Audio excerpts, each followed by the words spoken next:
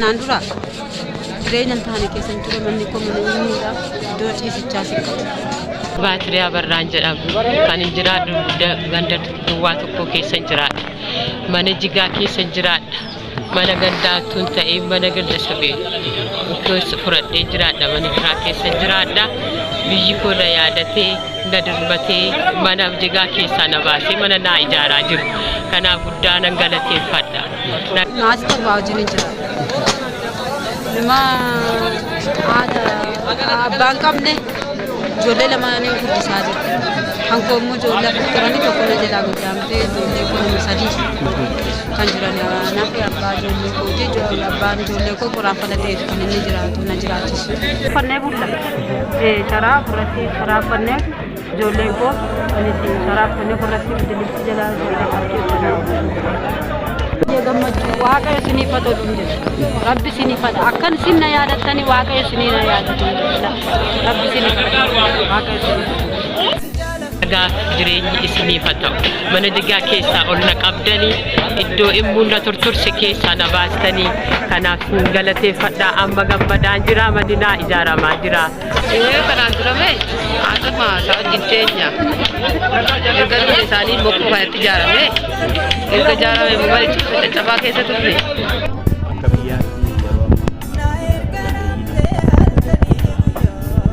Baay'eetti magaalaa baay'eetti hojjetamu jira. Seerummaa biyya kanaatti jalqabsiisanii kantiibaan magaalaa Finfinnee Adaanech Abeebee kan hojjechaa jiru. Gosa malli pirezidaantii keenya kan hojjetu akka humna mataa godhannaa argee ni keessa fudhate bulchiinsa faana haasofnee baranaa saqallee mana qabnee ijaaranii yaadota ta'ee ani sammuu uummatee amma lammii koo waan gargaaruu qabu waan akka jiru waan muraasa gumaacheedha jechaadha. Mana kana ijaaramuuf gumaacha laatee bu'uuraadhuma keessatti warra keenyarraa dhageenyutti namni horii hin qabne tokko yoo ilmoo godhadhe jedhee yoo dhufe sa'a jabbii jala kaa'anii ilmadhu jedhanii laatu.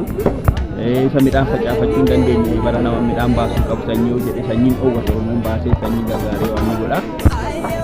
Yoommoo akka carraa yeroo tokko maariileen galaa yookaan horiin isaan hin duuti wal gargaarsa jira wal gumaachi jira gumaata walii laachuu jira jechaadha. Kun duudhaan Oromootti dhufaa dhufeedha.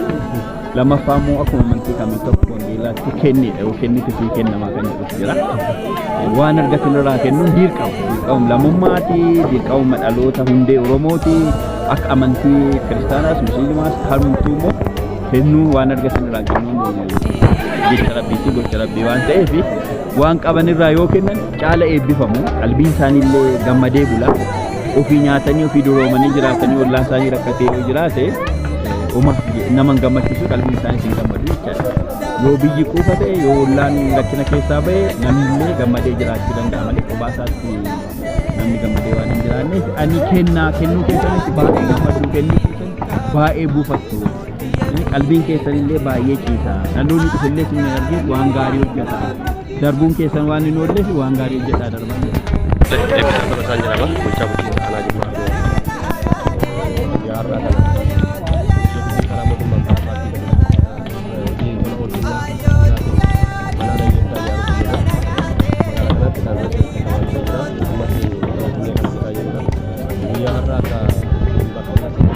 kan ijaarraa jiru kan harmee haadha hiyyeessaa iddoo kana ta'anii kana kan ijaarraa jiru qindoomina abbootii qabeenyaatii fi bulchiinsa magaalaa wajjin taaneeti. Abbaan qabeenyaa kun obbo Qaalleenyi Nagaasaa jedhamu hirmaannaan isaanii guddaadha jechuudha. As keessatti biyya kana keessatti ijoollee harka qalleeyyii deeggaruu keessatti dabtarii barataadhaaf dabtaraaf iskiriptoo bituu keessatti hirmaannaan isaanii guddaadha. Ammas mana haadha hiyyeessaa ijaaruu kana keessatti qorqorroo fi baasii mismaaraa isaantu danda'ee jira waan ta'eef isaan abbootii qabeenyaa jajjabeessuudhaan abbootii qabeenyaa warreen hafaniif dhaamsa keenya dhaamuu barbaada. Keenyas baadiyyaaf kan magaalaa kan haadha hiyyeessaa kanaaf umurii keenya torbachuu waan ta'eef haadha hiyyeessaa kanarraati ba'aa buufnee cobarraa hir'isiifne akka isaan of danda'anii jiraatan akka nama tokkotti akka isaan jiraachuu danda'aniif haadholii keenya kanaaf deeggarsa gochuudhaaf gara kanatti kan argamne jechuudha. Uummanni keenya hojjetaa mootummaa magaalaa hooggansi keenya hundumtuu hordofaa hirmaataa waan jiruuf kan qabu akka waliigalaatti akka gaddeettii keenya ganda aanaa keenya 22 qabnu keessatti hojiin kun akkanatti ganna kana itti fufee kan hojjetamu ta'uusaa ibsuu barbaada. Biraanuu Abdiisaan jedhama. Kantiibaa magaalaa Arjooti. Hojii kennaa tajaajila lammummaatiin bara kana amma yoonaatti guyyaa har'aa ijaaramaa jiru. Mana balbala sadii namoota maatii 14 ol nama keessummeessuu danda'u. Maatii nama 14 ol kan keessummeessuu danda'u. Tilmaama Arsii qofaa yoo ilaalle naannoo qarshii 382 kan ta'u